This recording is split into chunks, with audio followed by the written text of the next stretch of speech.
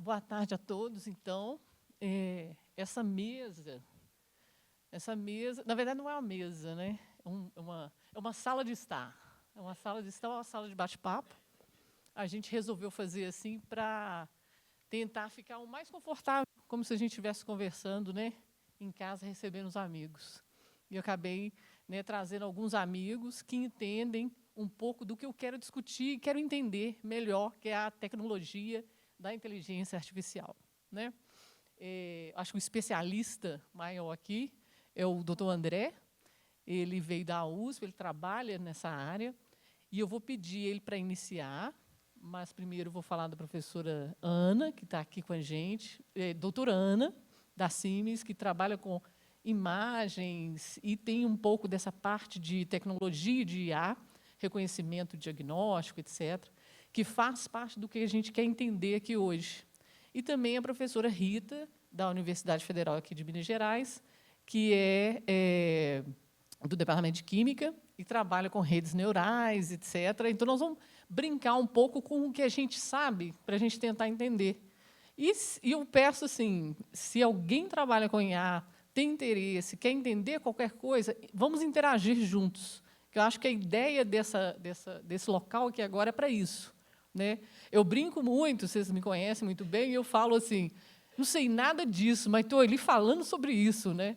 Por quê? Porque a gente lê sobre, nós somos pesquisadores. E eu costumo falar sobre isso. Quando você vira um doutor, não é que você fica... A gente fica especialista em uma única e específica área tão pequena, nessa vastidão de coisas que existe. Mas a gente tem um diferencial, que é qual? A gente tem a capacidade, porque a gente já aprendeu a pesquisar sobre aquilo e procurar entender sobre qualquer assunto. Não vamos virar especialistas, né? Se a gente for falar de filosofia, para a gente vai ficar legal, porque a física tem muito a ver com a filosofia. Mas, se eu for falar de recursos humanos, de outras áreas, eu não vou entender nada. Mas eu consigo entender um pouco de algum assunto específico para conversar sobre aquilo. Então, acho que aqui a gente pode fazer dessa forma, né?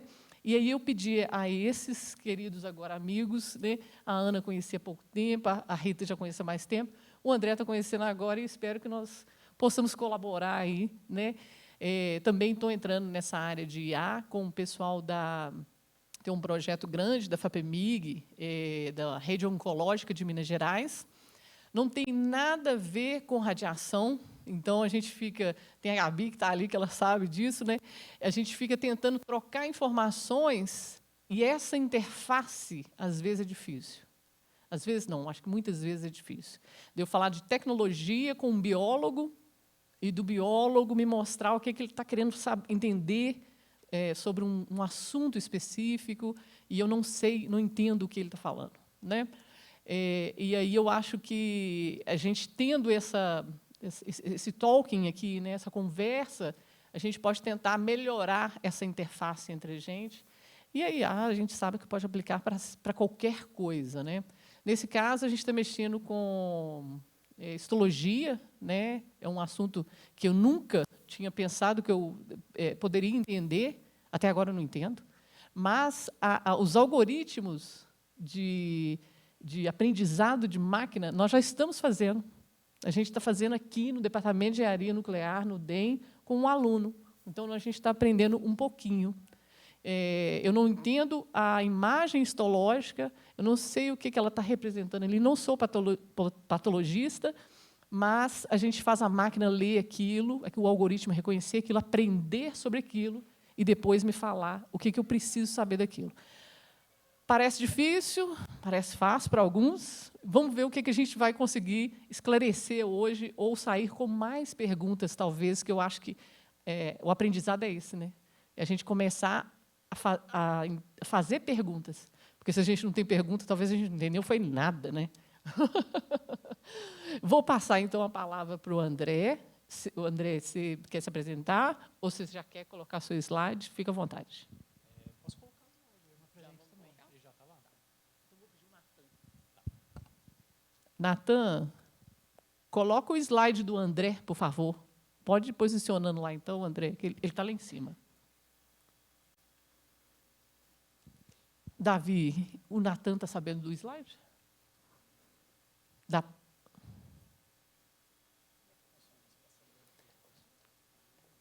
É isso, beleza. Tá bom, pode ir. Microfone. Tá bom. Acho que vou ficar aqui no meio termo e depois eu sento de novo. Bom, gente, enquanto está colocando aqui, eu queria só fazer uma pergunta inicial, aproveitando o gancho que a Thelma trouxe. Quem aqui já trabalha ou pesquisa com relação à inteligência artificial?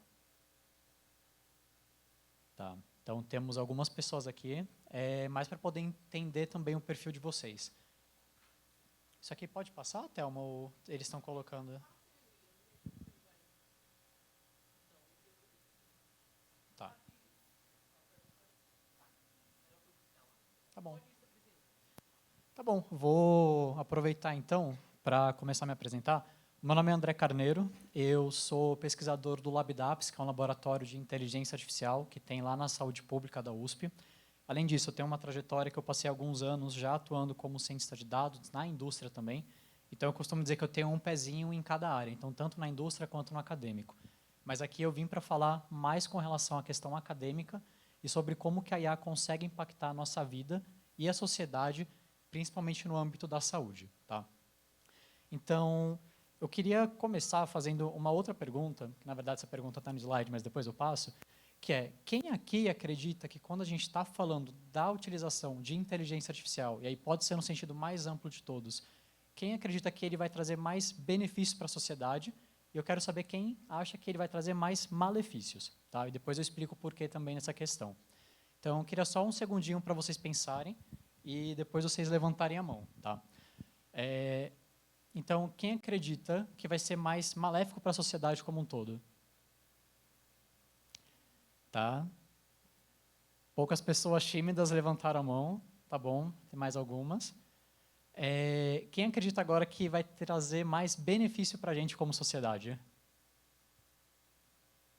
Tá bom, então a minoria acabou falando que acredita que vai trazer mais malefícios, mas alguns falaram que vai trazer mais benefício. Beleza.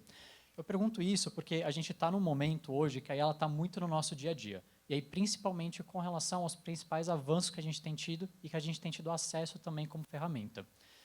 Quando a gente fazia essa pergunta, há pelo menos uns 5, 10 anos atrás, até mesmo em conferências, simpósios, a gente via que o perfil das pessoas geralmente era o contrário. Então, muito mais gente acreditava que ia ser mais maléfico do que, de fato, ia trazer mais benefícios para a gente. Então, a gente estava meio que num ponto de virada nesse momento.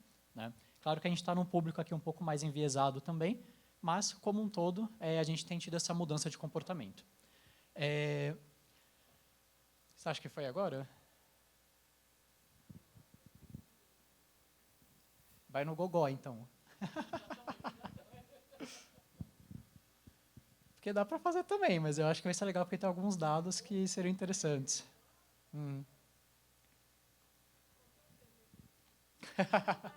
Tá muito cedo, Thelma.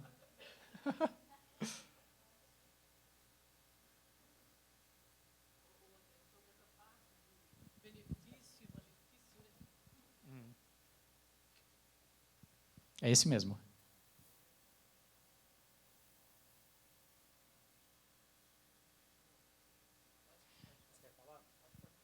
Então tá bom.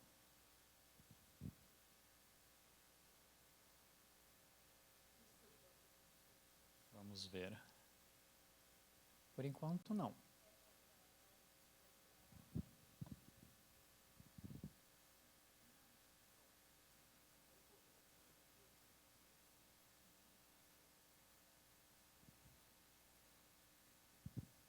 Acho que agora vai. Bom, tá indo. Aqui foi só com relação à pergunta que eu tinha feito para vocês, para entender mais o perfil aqui do público. E acho que para a gente conseguir contextualizar um pouco, introduzir um pouco mais sobre essa temática, eu queria trazer alguns dados que eles foram obtidos por meio de um livro, que é um livro do Eric Topol, que é um livro que se chama Deep Medicine. Então, para quem quiser começar a ter um ponto de partida com relação a essa temática, eu considero que pode ser um bom livro aí introdutório. Tá? Ele traz algumas informações. Eu acho que estava certo antes. Não.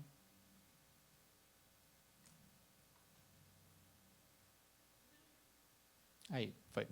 ele traz algumas informações do cenário de saúde dos Estados Unidos, comparando um cenário mais atual que a gente tem com cerca de 40 anos atrás. E tem alguns números aqui que eles são bem alarmantes como um todo. Então, quando a gente está falando da questão de empregos na área da saúde, ele saiu de 4 para 16 milhões, então foi um aumento aí de 4 vezes. Quando a gente está falando do gasto das pessoas por ano, ele aumentou cerca de 20 vezes, de 40 anos para cá. E quando a gente está falando da questão da saúde representando o PIB dos Estados Unidos, ele mais do que dobrou nesses 40 anos. Só que um ponto que ele foi muito ruim para a gente como um todo foi a questão do tempo de atendimento que a gente tem. Então, lá nos Estados Unidos, aí, por mais que eu estou trazendo esses exemplos, que pelo menos aqui no Brasil eu não consegui acesso a essas informações tão confiáveis, eu acredito que tem um paralelo aqui que ele é muito forte. O tempo de consulta, da primeira consulta de um paciente, ele era em torno de 60 minutos. E o retorno, ele foi para cerca de 30 minutos. Hoje, 40 anos depois, esse tempo ele diminuiu e foi para 12 minutos uma primeira consulta e 7 minutos para o retorno. E aí eu faço a pergunta para vocês, né? Vocês consideram que isso é algo tão distante da nossa realidade? Então, quando eu precisei fazer, por exemplo, alguma teleconsulta, algum atendimento utilizando o convênio, até mesmo quando eu fui para o SUS, eu acho que 12 minutos foi uma quantidade consideravelmente mais alta do que eu realmente tive para ser atendido. E caso isso não tenha acontecido com vocês, eu espero que não tenha, provavelmente isso já aconteceu com várias pessoas que vocês conhecem e também com vários familiares. Tá? Um dos principais pontos que reflete um pouco essa diminuição que a gente tem no atendimento está também voltado ao fato de que o próprio médico ele mudou um pouco o perfil do atendimento dele ao longo dos últimos anos, né? Então, o médico hoje ele tem uma preocupação muito grande de estar olhando para o teclado, de estar fazendo a digitação, de estar preenchendo o prontuário eletrônico, os arquivos para poder fazer uma anamnese. Então, a gente perdeu um pouco do nosso olho no olho que a gente tem na relação do médico com o paciente. A gente perdeu um pouco do contato físico, da empatia. Então, esse é um ponto que isso é prejudicial para todos os agentes que estão envolvidos dentro dessa cadeia. Tá?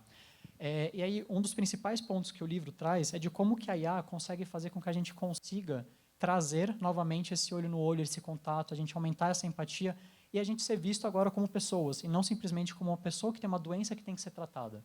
Tá? Então, eu trouxe aqui alguns casos, exemplos que a gente consegue ilustrar para poder trazer isso. Mas, antes disso, eu queria só entrar no âmbito do que a gente está considerando aqui como inteligência artificial.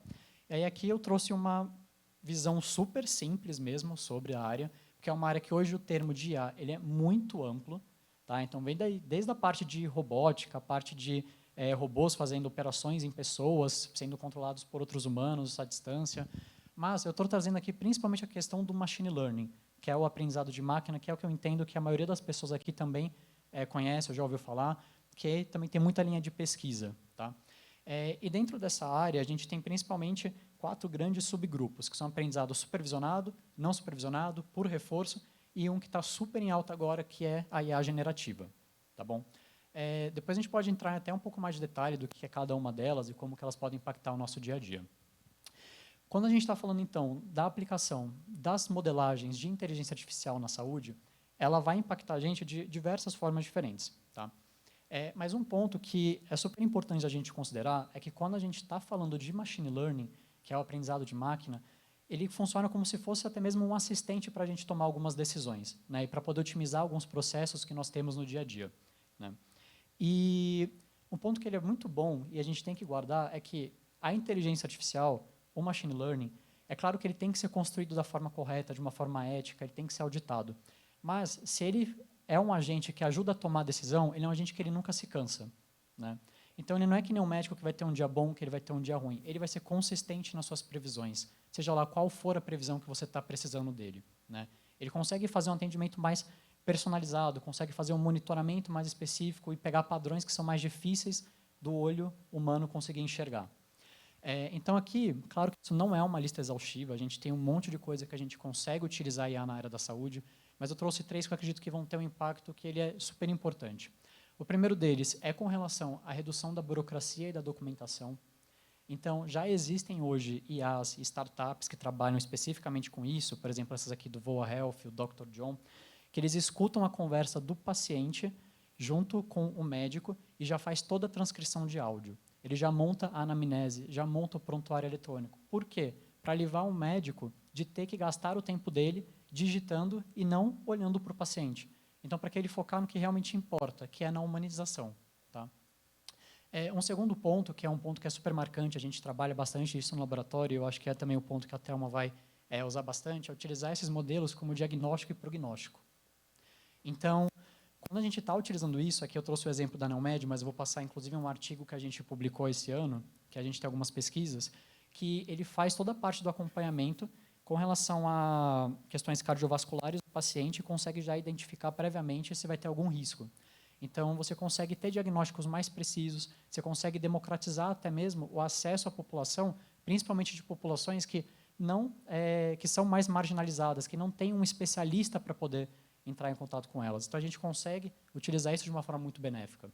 E o terceiro ponto, a gente pode utilizar também para otimizar operações, otimizar a gestão, por exemplo, de uma clínica, de algum hospital, até mesmo para quem trabalha, por exemplo, com epidemiologia, vigilância, quantas vacinas a gente precisa para um município específico no ano que vem, né?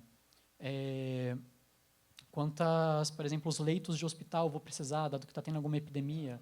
Então, a gente consegue utilizar esses modelos para que a gente otimize também a nossa gestão.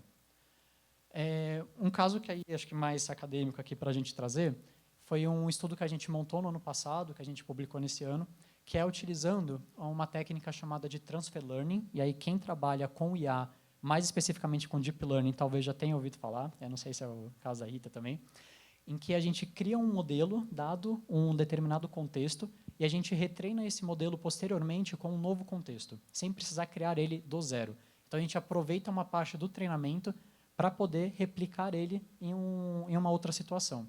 A gente fez isso com uma base proprietária que nós temos, que é uma base de COVID. Então, eram todos pacientes que eles tinham COVID e qual que era a necessidade deles serem internados.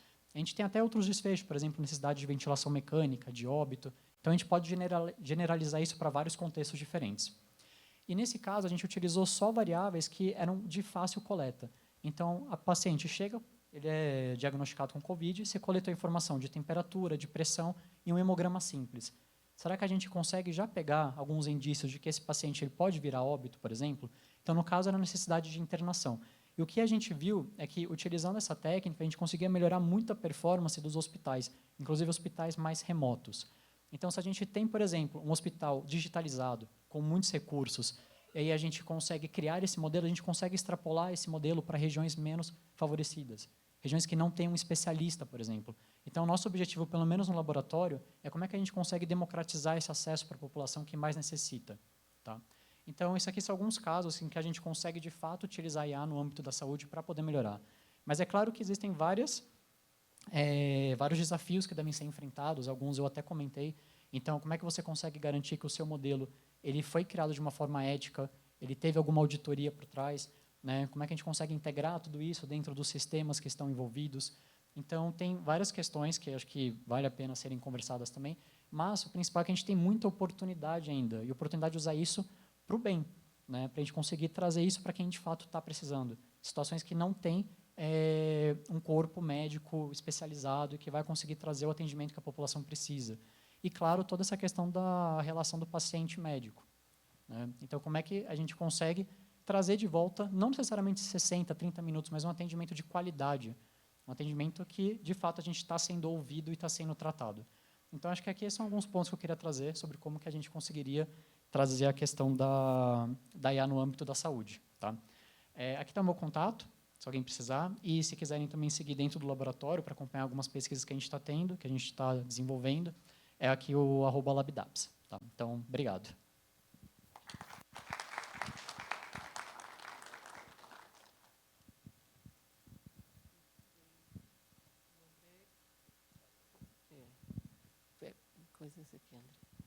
O André falou sobre isso daí, falou sobre o médico, né? Eu fiquei lembrando dos professores, né? Tanto de burocracia que o professor tem feito e pesquisa, você coloca na mão de aluno, né? E o professor às vezes não pode fazer isso porque tem que fazer um projeto, tem que responder alguma coisa da FAPEMIG, do CNPq. Então, acho que, né, a gente pode a IA pode ajudar em muitas outras coisas, né? É o que eu lembrei da nossa área, por exemplo, né? Onde que a gente poderia utilizar isso, além das pesquisas, etc., que nós podemos fazer, né? Obrigada, André. E, assim, nós vamos conversar, eu tenho muito interesse, e eu acho que tem muita coisa que pode ser utilizada, sim, conhecemos pouco sobre IA. Quando fala IA, igual você falou, né, é muito maior do que simplesmente, né, um único ponto ali que a gente vai tentar resolver. Depende do que você quer, depende do tipo de se é generativa, se é de qualidade, se é de medida, se é de tem um monte de ramificações ali, né? Mas eu acho que aí vamos esperar o pessoal, as meninas agora falarem para a gente. Quem quer pode. Chico, vamos lá.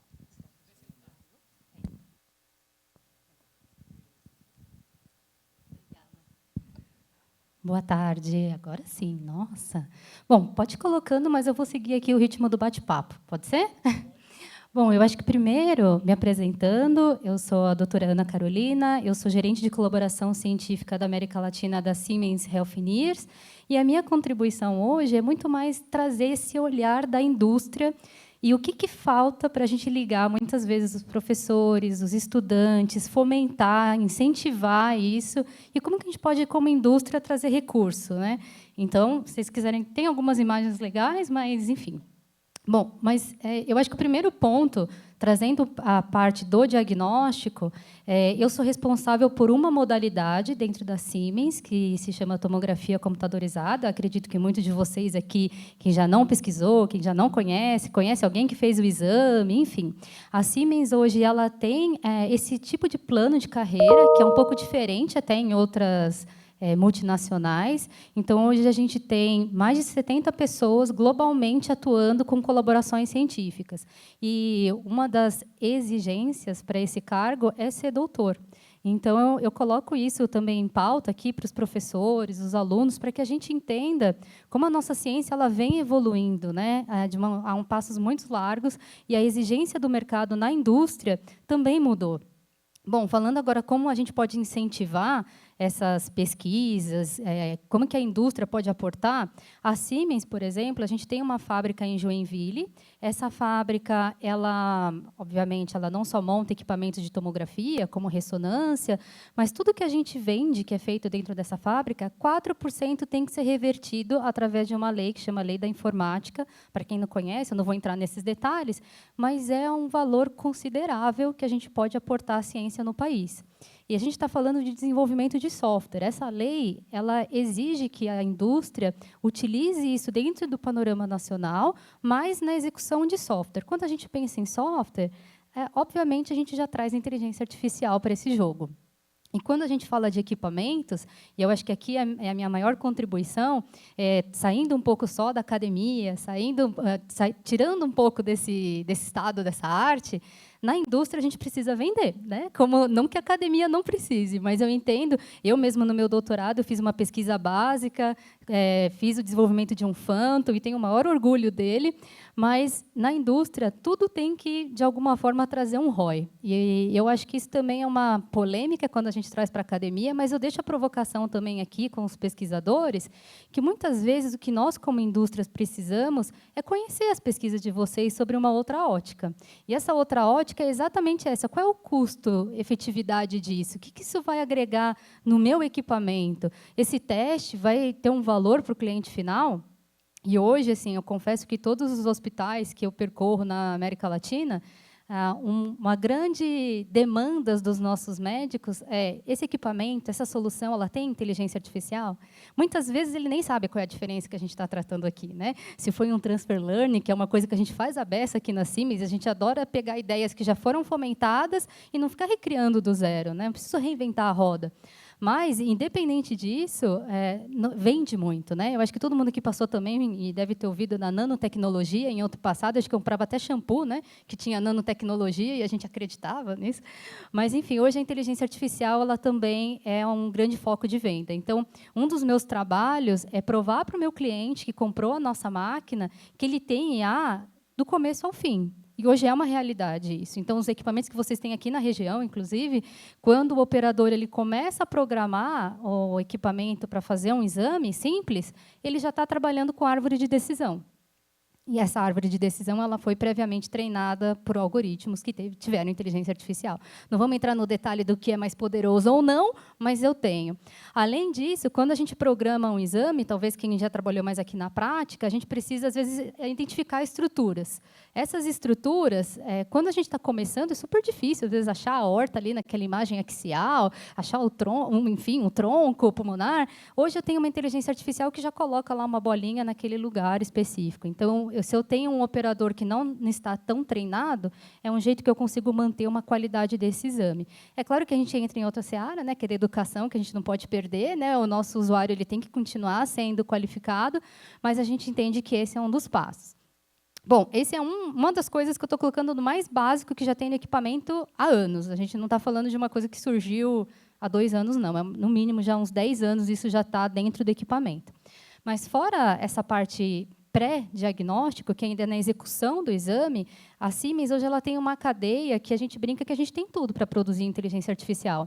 E aí que entra a colaboração, né? Fechando aqui talvez a minha contribuição, que basicamente se eu tenho os meus equipamentos, se eu detenho, hoje a Siemens ela está em mais de 70 países, né? A gente está falando de quase 80% de toda a população mundial já usou um equipamento da Siemens, seja tomografia, seja ressonância. Então, é uma empresa imensa, né? Então, o diagnóstico alcança muitos lugares. A gente tem também um propósito de alcançar a todos. Isso é um grande desafio ainda.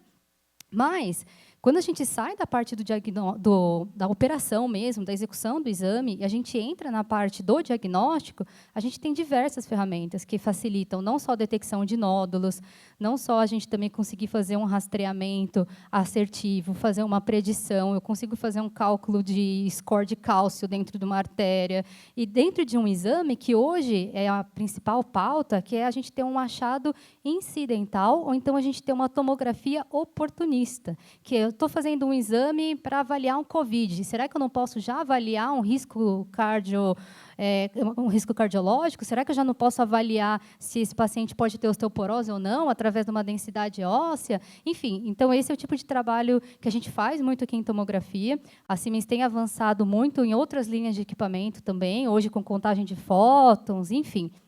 Mas, só para também deixar o gostinho assim para vocês saberem que a gente também faz pesquisa básica, a gente tem uma área que aqui, eu, pelo menos, particularmente, tenho me dedicado nos últimos... deixa eu mostrar algumas fotinhos aqui para vocês.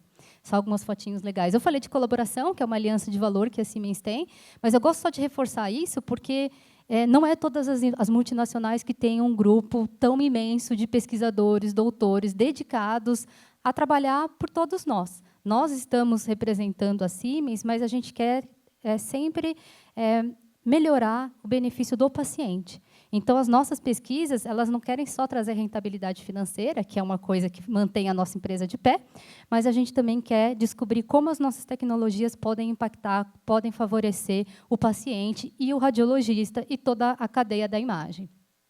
Eu comentei sobre alguns números aqui da Siemens, mas 70% das decisões são influenciadas pelos nossos equipamentos. Eu falei da fábrica de Joinville. E o que eu queria comentar com vocês é que, quando a gente fala de inteligência artificial, eu brinco que a Siemens tem tudo, porque, se a gente tem imagem, a gente também precisa fazer a curadoria desses dados. E eu acho que esse é um grande desafio que vocês também devem enfrentar, todos vocês que trabalham com IA. Eu, particularmente, que fico do outro lado, já trabalhei com anotação de dados, já testei soluções, já fiz várias coisas dentro da inteligência artificial.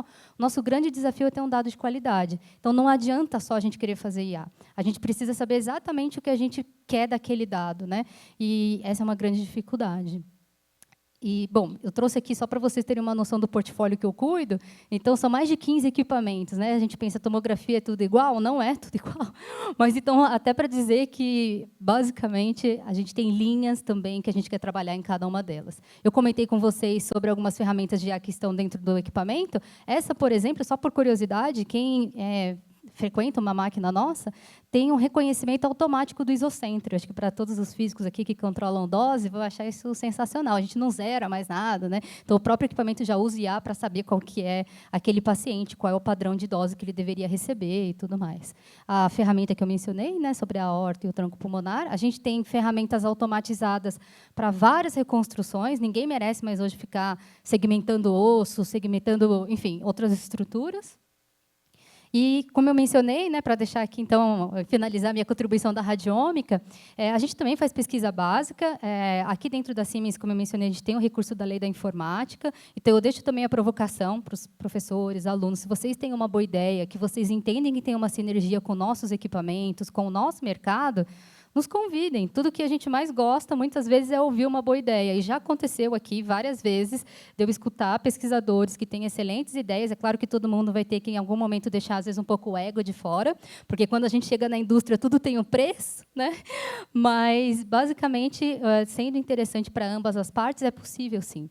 E só para terminar, então, aqui a parte da radiômica, para quem nunca ouviu falar, é uma ciência nova, né, um campo que surgiu em 2010, e ela trata das propriedades numéricas da imagem. Aqui todo mundo já sabe que quando a gente tem uma imagem digital, a gente tem um pixel, a gente tem um voxel ali por detrás, e o que eu vejo dentro dessa área, eu tenho trabalhado com o meu grupo, será que do mesmo jeito que a gente está habituado a fazer os laudos, que a gente tem o tal do BI-RADS, do Lang-RADS, ou seja, que são aqueles fatores que tem no laudo, né, de forma escrita, a gente não pode dar algum score de lesão? Então, imagina um caso que eu pego uma lesão no pulmão, eu consigo matematicamente saber se aquilo é benigno, se aquilo é maligno, se aquilo é primário, se aquilo é secundário. Talvez, no futuro, a gente evite biópsias. Obviamente que não é o que a gente quer fazer agora, mas a gente quer, pelo menos, ajudar a predizer esse médico que está na ponta, esse não é um paciente comum, esse é um paciente que ele tem que entrar num fluxo talvez mais prioritário.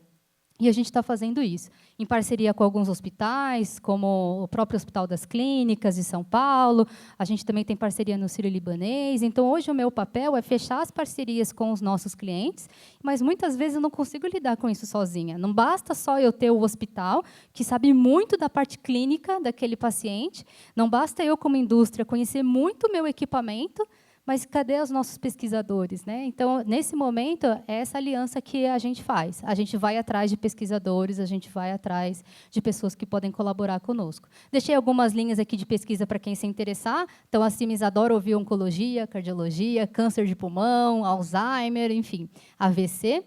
E também quero agradecer, mais uma vez, a conexão que foi estabelecida pela UEM Brasil.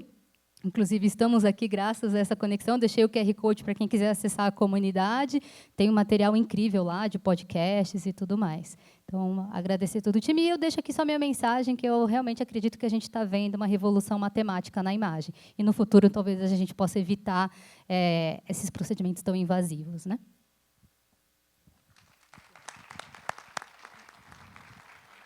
Obrigada, doutora Ana. Fantástico, é isso mesmo, né?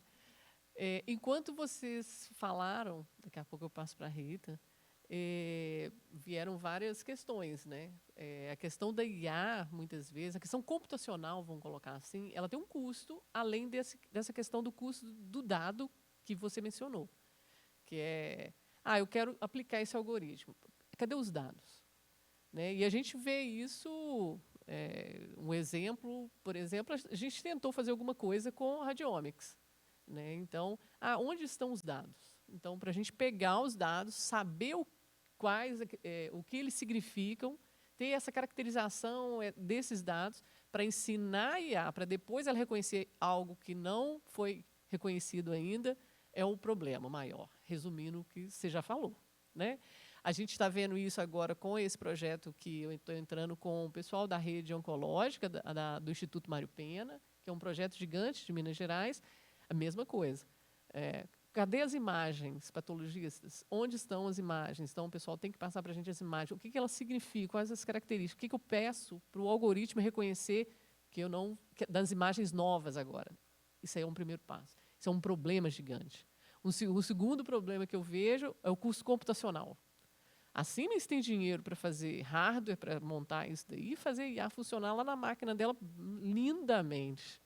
Né? Nós aqui aqui, né, pensa aqui no MEC, né, nos laboratórios, né, que nós temos na educação, né? Então é muito complicado. Para a gente comprar um computador com uma GPU, para a gente fazer um processamento em GPU já é uma dificuldade complexa, né? Então eu estou colocando alguns pontos para a gente ter esse ponto crítico também e pensar, talvez vocês tenham alguma resposta, alguma coisa.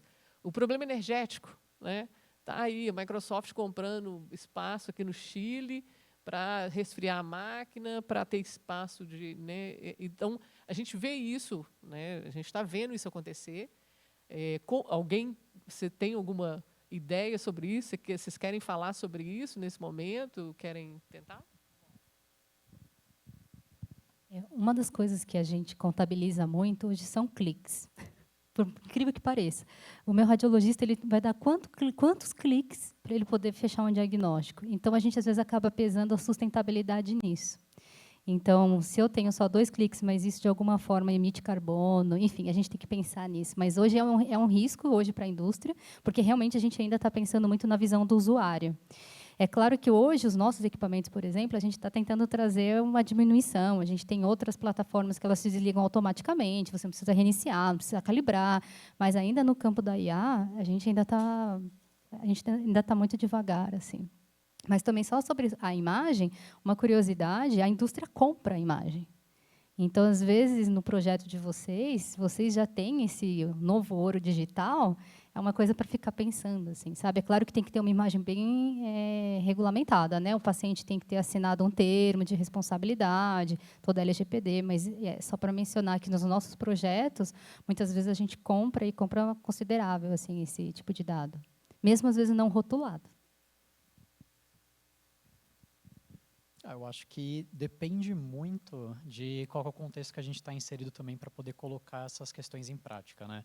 Então, como eu trabalho também na indústria, eu nunca tive nenhuma dificuldade. A gente tem cluster, programação distribuída, então fica tudo muito fácil. Só que quando a gente vai para o mundo acadêmico, os recursos eles são muito mais enxugados. Então, nós pesquisadores brasileiros, a gente faz milagre às vezes, né? Então, mesmo quando a gente vai trabalhar com dados que eles são muito grandes, a gente sempre dá um jeito. A gente faz alguma amostragem, depois a gente generaliza, vai tirando intervalo de confiança. A gente vai fazendo o que está ao nosso alcance para conseguir, de fato, comprovar valor naquilo, né? Então, acho que vai muito do qualquer infraestrutura. E acho que até por curiosidade, dentro do laboratório, mesmo a gente já atuando na área há anos, só agora a gente está conseguindo contratar uma pessoa para poder montar a nuvem para a gente conseguir trabalhar com bases cada vez maiores, desafios cada vez maiores, né, em termos de complexidade. Então, é isso. É um pouco complicado, mas no final a gente sempre acaba saindo do outro lado. É bom saber, né, que às vezes há problemas ali também, né? A gente está engateando aqui, mas a indústria ainda tem muitos problemas. E aí a gente joga esse problema, por exemplo, energético, porque aí todo mundo aí não tem como sair, né? Não depende de indústria, não depende de academia, não depende de nada. É um problema energético que a gente vai ter que solucionar, né? Eu vou pedir, então, por favor, para colocarem a apresentação da professora Rita. E, Rita, você quer ir se apresentando? Se você quiser fazer um formulário. Eu acho melhor para eu ficar de frente. Isso aí. Ah, tá. Então, muito boa tarde, pessoal. É um prazer enorme estar aqui de novo, né? Eu fiz 2 pós-doutorados aqui no CDTN. Eu tenho um enorme carinho por essa casa. É realmente uma honra estar aqui de volta. Agradeço o convite, Thelma.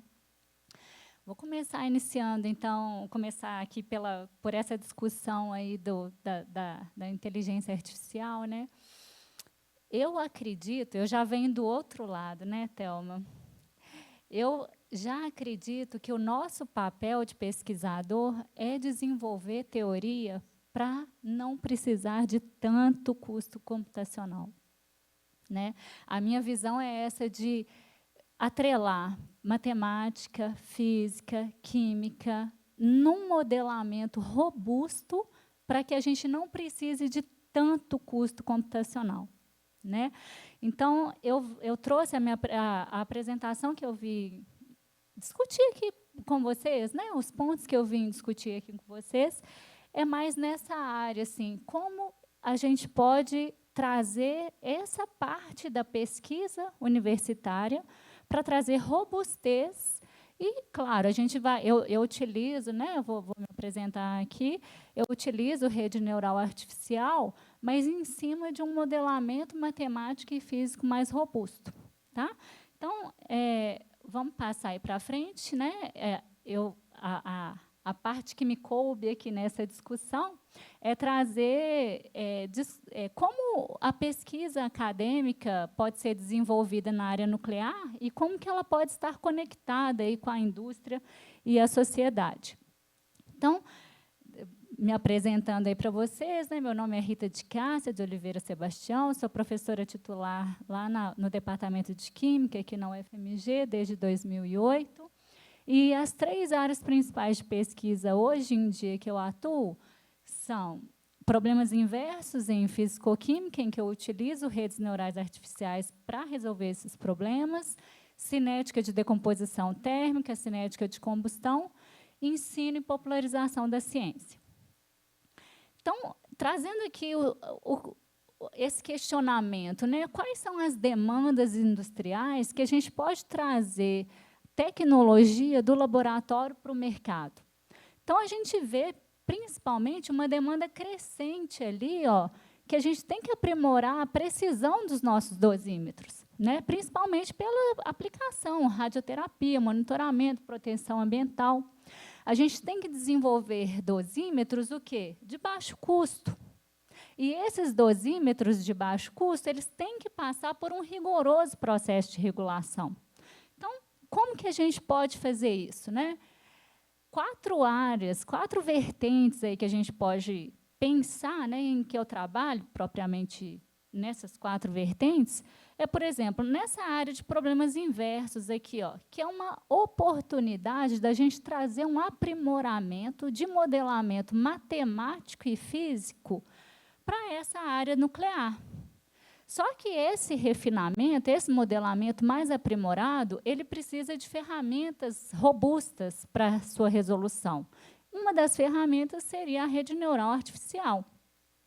A gente pode também investigar esses novos sistemas, né, a respeito da decomposição térmica e termoluminescência, e também testar, né, protocolos de validação da performance desses dosímetros aí. Então, vamos lá nessa área de problemas inversos, né? O que é isso? Como que é caracterizado um problema inverso? Então, vamos entender o que é um problema direto primeiro.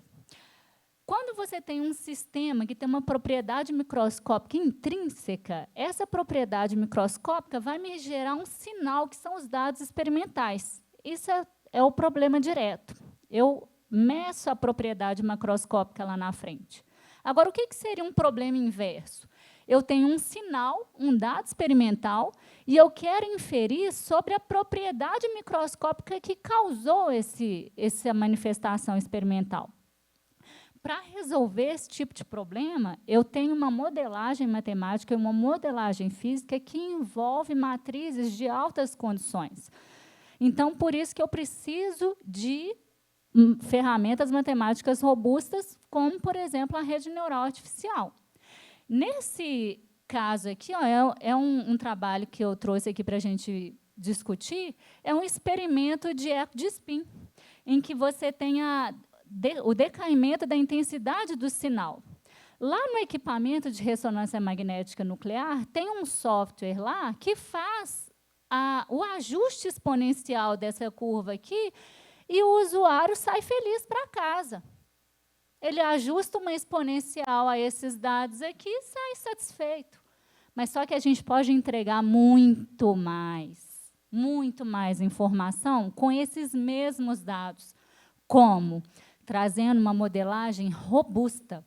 Por exemplo, como um problema inverso nessa equação integral de Fred-Homme aqui, ó, como o G de T é a intensidade do decaimento desse sinal e o F de lambda é a distribuição de tempo de relaxação desse sistema.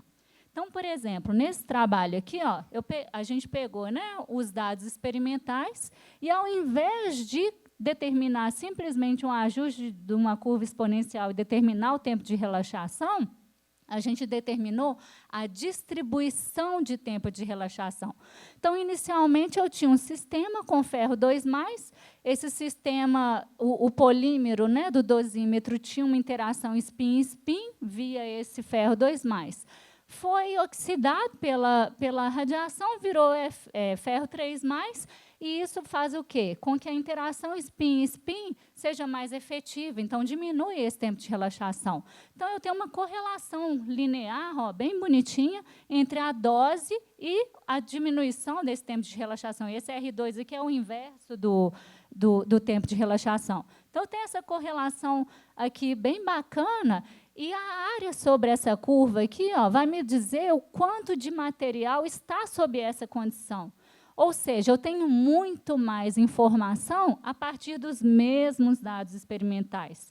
Ao contrário do que aqui também, ó, muitas vezes, muitos trabalhos, a gente vê a pessoa analisando a intensidade do pico no espectro de ultravioleta, né? Então, o modelamento matemático como um problema inverso facilitou a vida da minha IA, como, né? O meu CPU, eu rodo esse programa num computador ordinário e tenho muito mais informação a respeito disso.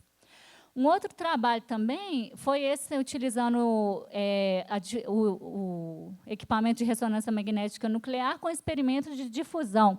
E aqui a gente comparou um dosímetro feito com óxido de polietileno e um dosímetro com gelatina bovina. Então, modelando esse problema como um problema inverso, a gente pode calcular a distribuição dos coeficientes de difusão.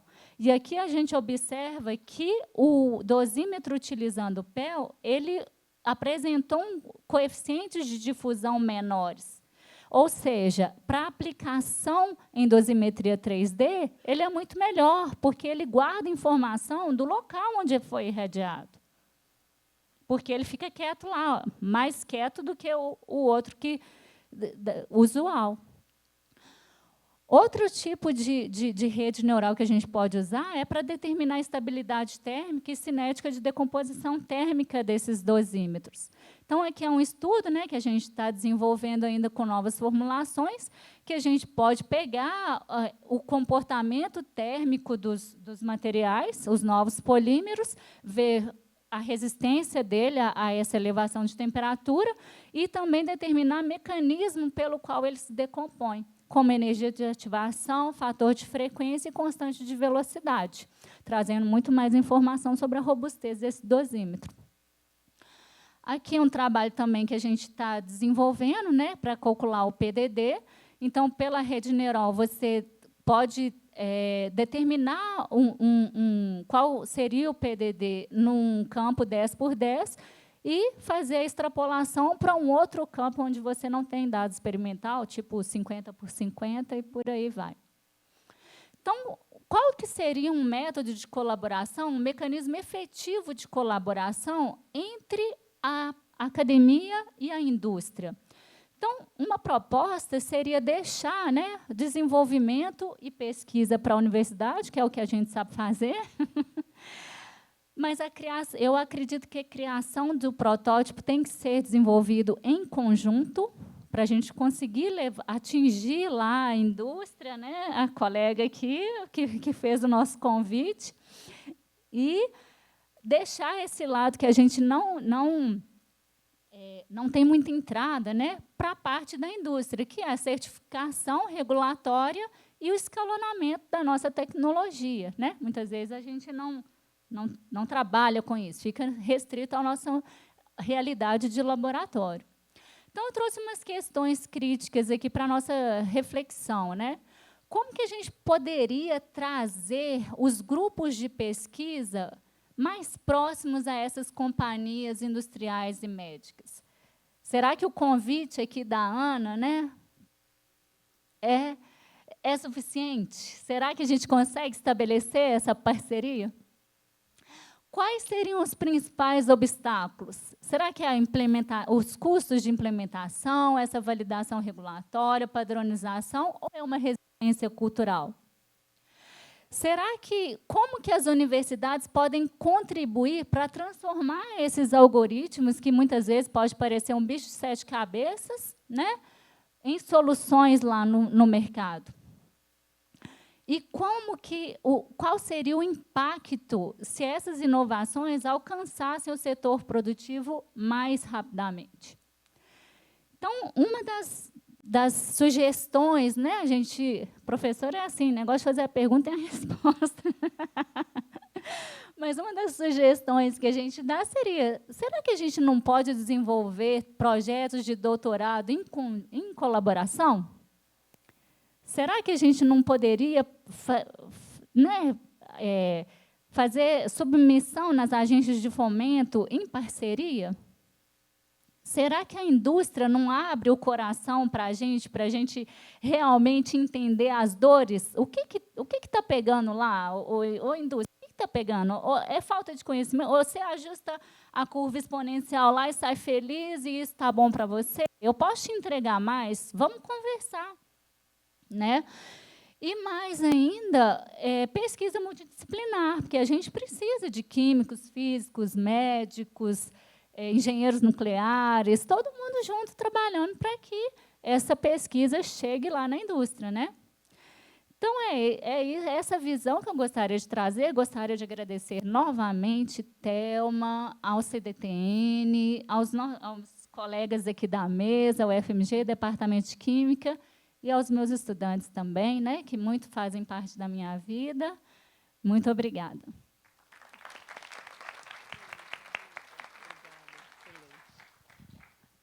Muito bem. Eu estava aqui pensando, né, essa parte. A gente era para ser uma arqui-inimiga, né? Eu mexo com Monte Carlo, tem um custo computacional gigante. E ela quer colocar um algoritmo para fazer a mesma coisa que eu faço. Não pode, não, Rita. Mentira, estou brincando. O que eu fiz? Chama os inimigos para perto de você, né? Nós estamos colaborando, a gente está fazendo essa pesquisa junto com o PDD, o cálculo de PDD, validando os Monte Carlos com o código dela, com o algoritmo que ela fornece, e tentando montar uma interface para isso, né? Há, por exemplo, campos em radioterapia, 50x50, TBI, né? Total Body Radiation, que você tem o paciente muito mais afastado do eixo de radiação, né, da fonte, do que o convencional. Mas como que calibra isso? Como é que isso aqui em Belo Horizonte não é feito? Tem uma menina aqui me cobrando tempo aqui, eu não vou parar, não. Bom, é exatamente isso, por isso que eu trouxe Rita, não por isso, né, é uma excelente pesquisadora, tem muito carinho, né, vai ser sempre bem-vinda no nosso grupo de pesquisa, onde nós estivermos, vocês também, né, quero montar um grupo de pesquisa com o André, quem sabe, né, o nosso grupo de pesquisa MCMEG foi criado em 2016, a gente chama de GOC, é o Grupo do Ócio Criativo, a gente estava tomando café e ele surgiu. Eu queria fazer a mesma coisa aqui para ver se a gente conseguia fazer isso, né? Eu vou parar de falar então um pouquinho e vou perguntar se alguém tem alguma pergunta. Tem matemática aí no meio desse negócio que talvez tenha uma pergunta. Uma pergunta a gente tem rapidinho. Vamos lá. Oi, tudo bem? Meu nome é Natália, eu sou do IPEM, sou aluna do Elinho. Minha pesquisa é com IA, na parte de radioterapia. O meu algoritmo, a gente está usando um de classificação, né? Vocês falaram praticamente tudo o que a gente passa lá no IPEM. A gente tá passando por todos os momentos. Então, eu identifiquei muito com o que vocês falaram. Mas eu queria fazer uma pergunta para a moça aqui da Siemens. Como a Siemens tem essa ideia de parceria mais próximas com os pesquisadores? Porque a gente tem, né, vários projetos, todo mundo tem algum projeto nessa área aqui, queria se aproximar mais da indústria. Mas é um pouco difícil para o pesquisador até mesmo abordar a indústria e chegar para falar do seu projeto e ter uma segurança com esse projeto, né? Porque a gente passa muitas horas em cima desse projeto, e aí chegar na indústria e abrir esse projeto sem uma contrapartida. Então, tem algum plano da indústria ou é somente a gente, nos nossos congressos, apresentar? Isso é bom a gente saber também, sabe, se a indústria... Porque é um campo muito aberto, aí a gente faz código aberto, GitHub, a gente tem tudo isso aberto, já é normal para a gente, né, ter esse conhecimento entre nós trocados, mas a gente precisa de saber como que a indústria está se preparando para isso. Obrigada. Primeiro, eu também sou lá da casa, sou lá do IPEM, fiz o meu mestrado e doutorado lá com a doutora Nélida. Enfim, sempre deixar o agradecimento para quem mudou minha vida, né? Grandes professores. Bom, eu acho que a primeira coisa, a indústria está sempre aberta a escutar. Às vezes, a dificuldade é a gente achar a pessoa certa. E aí eu não vou só falar da Siemens, mas vou falar de forma pessoal. No meu doutorado, mesmo trabalhando na indústria, a minha pesquisa básica não cabia dentro da Siemens, e eu achei uma empresa americana que tinha um material exatamente daquilo que eu precisava e fui falar com o diretor dessa empresa. Eu consegui de graça o meu material, a fabricação, eles enviaram, ainda tive outros benefícios, porque eu tive a vontade de me expor. Eu fui, conversei, expliquei, tentei achar... E sabe onde eu identifiquei ele? No LinkedIn. Eu não tive nenhum contato específico que me guiou. Então, assim, às vezes eu acho que a gente também tem que ser um pouco protagonista de como chegar nas pessoas certas. Mas, falando agora da Siemens, a Siemens ela tem muitas colaborações, como eu mostrei para vocês, ao redor do mundo. Então, por exemplo, em alguns hospitais, que tem outras universidades, como a própria Mayo Clinic e tudo mais, a gente tem um profissional dedicado no hospital. Esse profissional, geralmente, é um aluno de doutorado da própria instituição. Aqui na América Latina, a gente realmente tem pouco recurso para isso. E eu uso muito mais o recurso aqui do Brasil da lei da informática. Mas a questão dos fellows, por exemplo, eu recebo e-mails que a gente, às vezes, não tem quem mandar da América Latina. Inclusive, abriu agora uma vaga no hospital super renomado de Nova York, a gente fica perguntando para os grandes professores, tem uma vaga, e, às vezes, a gente não consegue mandar. Porque eles, claro, eles pedem alguns critérios específicos, mas às vezes a gente não consegue nem indicar. Então, essa às vezes é uma dificuldade que a gente tem como indústria. Mas, assim, você tem um projeto legal, você pode, inclusive, vamos manter contato, eu te levo para você falar com a pessoa da Varia. A indústria ela é muito segmentada. Eu mostrei para vocês o que eu trabalho na tomografia. Na ressonância já é outro bicho. Lá a gente trabalha com várias outras coisas para as nossas sequências. E aí lá vai ter um modelo de negócio que muitas vezes é diferente da tomografia. Então, para nós também é difícil, tá? A gente é segmentado como indústria. Cada lugar vai cuidar do seu cantinho. Mas agora, finalizando, como que a gente pode apoiar? O Hospital das Clínicas de São Paulo, eles, por exemplo, eles têm um centro específico que eles recebem essa verba de lei da informática e os nossos projetos eles são pagos. Então, a gente não tem nenhum pesquisador trabalhando de graça. Então, assim, e aí a gente tem projetos, às vezes, de 1 ano, 2 anos, e o nosso grande desafio, às vezes, é fazer com que o pesquisador da bancada explique para o nosso diretor de negócio em 3 minutos. E eu sei que isso, eu não vou falar o que é bom e o que é ruim, tá? Eu adoro que a gente tenha um tempo longo de conversa, que a gente possa aprofundar isso, mas, às vezes, o CFO, ele é um cara de business, enfim, ele fez economia. Então, você vai chegar falando de sequência, de pulso, para uma pessoa que, às vezes, não sabe nem o que é a física básica da ressonância. Então, essa tradução ela é chave na indústria. Então, tudo que vocês tiverem oportunidade, levar um pitch traduzido para aquele mercado. E, às vezes, o grande desafio, quando a gente começa uma pesquisa, pelo menos eu vejo isso quando eu recebo, às vezes vem pesquisadores, me mostram um projeto incrível e eu falo, gente, eu já tenho isso. Então, assim, ele não fez nem a lição de casa, às vezes, de entrar no site da empresa e ver se aquilo existe ou não. Então, às vezes, por isso que também a gente, da indústria, às vezes a gente senta aqui, às vezes, na academia, a gente fala, bom, muito legal isso, mas eu já estou vendendo isso há 5 anos já. Então, eu acho que também tem esses 2 pontos, mas conte muito, pelo menos com o meu apoio aqui, para poder levar essas ideias. A Varia, né, ela foi comprada há 4 anos pela Siemens, então agora é tudo grupo Siemens. Então, enfim, eu acho que é o momento mais oportuno para que vocês também possam distribuir, enfim, comentar. E a gente usa esses GitHubs, tá? Tudo isso que vocês colocam lá, não pense que a gente não usa, a gente usa.